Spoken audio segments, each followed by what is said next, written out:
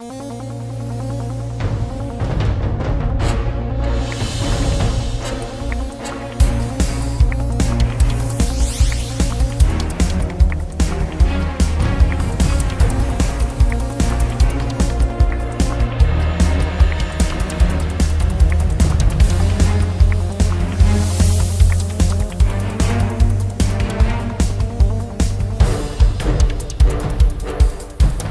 Kanan Chandran, publisher of Storm Asia, and welcome to this WED Web Chat on protecting your brand.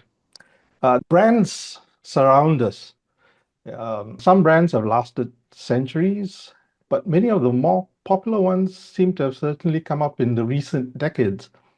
Now, beyond the logo and your brand name, brands are associated with the products or services offered. You want your brand to have immediate recall for your customers. How do brands then protect their reputation? And that's today's discussion, right? What are the measures you can use to protect your position? And how important is brand to organizations that are starting up? If you made it as a brand, I always feel you are a feeling. If people start connecting a feeling and an attitude, a set of values with you, then that is a pretty good indication that you really have a solid and strong brand. But ultimately, of course, it's the sum of all the touch points that one individual might have with the brand. And that includes all the dreams around it. So ideally, a brand is a feeling, I think. Okay, that's quite nebulous, right? If it's just a feeling, which makes it even more challenging to protect, I would think.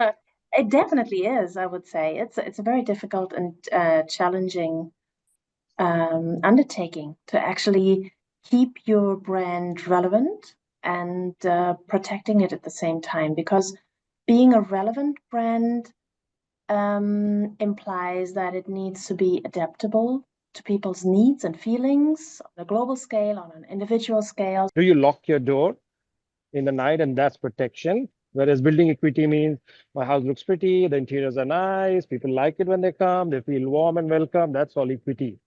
When we're talking about protection, equity has a very tiny role in protection. And when I say protection, I don't need protection, legal protection.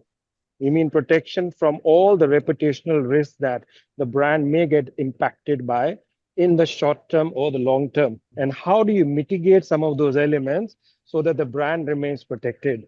Now, for example, an airline crashes, right? That can seriously damage the reputation of the brand. How do you protect that?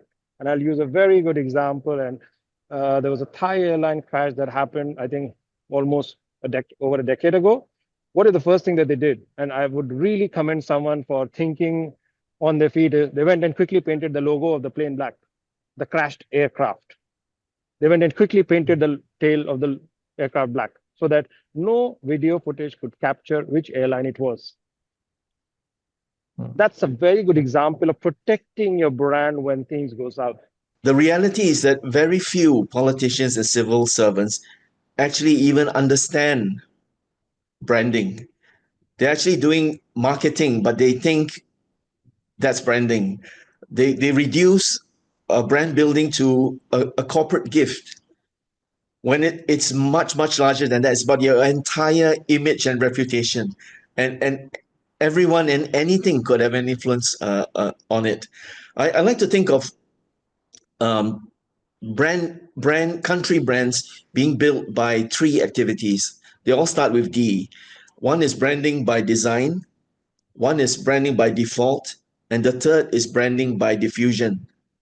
Now, branding by design is what we all are familiar with, and it's the closest to corporate branding. For example, a Singapore Airlines ad about its new flight to Berlin. That's branding by design, very deliberate, visible. We all know what that is. Branding by default is like, for instance, recently we've had monsoon surges in Singapore. People might reconsider visiting or even working here if our weather is so unpredictable and not the perpetual summer that it used to be. That's branding by default. The things acts of God that you can't do anything about. The third is branding by diffusion. And this idea came to me when I visited Poland last year and visited the Raffles Hotel in Warsaw. Now, Singapore sold the Raffles brand in 2006. And ever since then, I was very sad because we lost control of one of our three main brand assets, the other two being Singapore Airlines and Tiger Beer. Tiger Beer was also sold. So we've only got SIA left. And I was sad for more than 20 years until I stood in the lobby of the Raffles Hotel in Warsaw and saw above the front desk a clock showing the time in Singapore, and below that, the time in Poland. And I also visited the Long Bar and saw that they sold the Singapore Sling with a write-up about its history. I cheered up for the first time because I realized that the Raffles Hotel, now owned by a French hotel group, has changed hands 3 times since 2006. It has been helping to build Singapore's brand for the more than 20 years without anyone in Singapore having to do anything about it. That's branding by diffusion, a reputation that takes on a life of its own. Soft power does protect the brand, but in a very, very tiny way. Brand protection comes from when you have proper governance processes in place in the organization, in the country, which really look at what are we doing that we must do right in ABC manner and what we must never do in order to make sure that my reputation does not get tarnished. For example, me as an individual, right? I'm dressed very nicely, and people, when they see me from far or when they come near me, they like my appearance. That's building my equity. I talk to them about my professional work, and that's building my equity. And suddenly I start abusing them. That's damaging my reputation. So reputation is all about behavior of the organization. It's about the governance. And that very strictly vests in few things. One is, do you even have a brand governance process within the organization? What are the risks that you're mitigating? Brand gets impacted by reputational risk. Brand gets impacted by financial risk. Brand gets impacted by strategic risk. Brand gets impacted by operational risk. When we talk about protecting the brand, do you have a framework that helps you mitigate all these risks? And if not, and if you only have a process which is called marketing, and if you only have a process which is called brand building, and then you, depending on you testing your equity and measuring your equity out there, then you're not protecting your brand adequately. At the same time, if you just focus on, oh, I've registered my brand and all the legal elements are secured, then also you're protecting it, but only legally, not operationally, not reputationally, not in a true governance manner. So when we talk about protection, protection is something saying, how do I make sure that my brand doesn't get exposed to all kind of different risks? And biggest risk is caused by the employees. They are going and doing things that may not be acceptable to the organization. We hear more often than not, so and so from a company did this, or there's physical abuse happening in the organization, or the child labor being used, or there is the people are suing each other for sexual harassment. Those are all reputation damaging events for the brand, particularly not so much for the organization but for the brand. So when we talk about protection, I think the context is more important, and the context must not sway towards marketing or brand building, must not go towards logo creation and logo protection. It must stay in the realm of governance, because that is the most crucial element of brand protection, which then translates into, if I have good governance frameworks, I will manage my reputation better, I will manage my risk better, I will operational risk, financial risk, all kind legal risk, all kind of risks are mitigated. And when you have these, then you are protecting the brand adequately. And if you don't have these, then sadly you're not. No matter how high your equity, you may be the most loved brand in the world, but you're not protecting yourself adequately.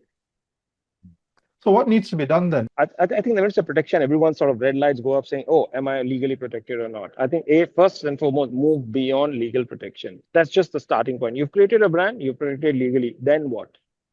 The brand gets tarnished and damaged every single day that it operates out in the market. And that will only be protected when you have a brand governance framework in place, which The measures are more vested in which of my actions or initiatives are impacting the business as a result of brand not being protected. I'll give you a very recent example. There was a big fire in Malaysia. One Petronas pipeline is on fire. Yeah. Massive. Now that would cause pollution. That would cause a whole lot of other things. People might die there. That's a serious brand risk. And it's a serious business risk. But the first risk that you need to mitigate is brand risk. Because people are going to start slamming your name out there in the media.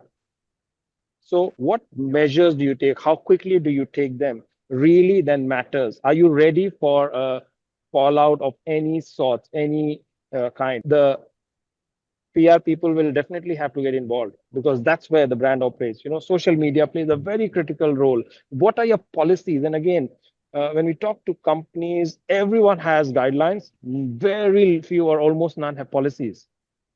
Guidelines are just guidelines. They're left for employees to follow or not to follow. I personally feel that one way to protect a brand is to make sure that it stays relevant. And that has the pain of renewing products and renewing icons and renewing brands or evolving as organization, but evolve also as a brand. It needs to be done. I always smile when things happen like renowned brands touch their logo, like happened to Jaguar. And it was a public outcry as if everybody was personally hurt. But that just goes to show how important brands are and how dear brands are to people's hearts. I think for a country brand, there is actually very little that you can do to specifically and directly protect. You essentially have to go with the flow and focus on what you can do. There's a lot that you cannot do. So country brand is I often say is the control freak's nightmare, because ideally you want to change the perception, the thinking and the feeling of everyone else in the world about your country brand, but it's obviously impossible to do that. So if you were to try to directly attempt to protect your brand, like for example, if there's a foreign media article that's critical of your country brand, and you go and put out a point by point rebuttal and demand publication in that media, first of all, there could be the Streisand effect. Only the normal consumers of that media would know about it. But if you go and do something like that, you attract more media coverage and more people will know about the original criticism, and they'll form their own thoughts and feelings about that. There's a term which I coined in my book, Brand Singapore, which is this, what I call the brand keloids. These are negative impressions about a country brand that are so deep that it's like a physical keloid, a scar which stays with you. And now, if you would try to expressly try to remove that scar, such as directly addressing direct criticism, it could be costly, it could be painful, and it could take time. It's much better to focus on continuously creating and presenting positive content, not to try to directly address the negative content. And after all, when you're talking about protection, the single underlying factor is governance. So are you training them for proper brand governance? And I think that's really where the difference emerges. When you're not training them to say, how do I measure the brand? How do I measure my equity? How do I measure whether people like me or not? How do I use a brand to sell more products? No, because the more products you sell, and if you don't have proper protections and processes in place, the more damage will occur in the long run. Mis-selling, for example, is a massive issue with lots of companies, especially like insurance companies, and a lot of mis-selling, misrepresentation. And I think those are the things that when you're doing training, I think those are the things that must be factored into the training to say, what are we doing? What processes do we have in order to mitigate A, B, and C? And then use that to say, And by mitigating these, we're going to increase the equity of the brand. So this is not about just greenwashing the whole brand agenda, but really taking the bull by the horn and saying, I have a process. I mean, take ESG, for example. Just because there are regulators are breathing down everyone's neck, you must publish a report, you must do this. There's a governance process that exists there. But does a governance process exist for brand? No, it doesn't. But thanks again to Claudia Wieshuber from BMW ASIA, Rick Koh Buck Song, author of many books, including Country Branding for Singapore, and Samir Dixit, who's global head of Acorn Management Consulting, among many other things. Essentially, I think a brand lives, breathes, and you've got to react to it, and you've got to react to the environment as well. And bear in mind what keeps a brand relevant, what keeps the value intact, and act accordingly. You've got to do sometimes the tough stuff to make sure that your brand remains vibrant and relevant for a long period of time.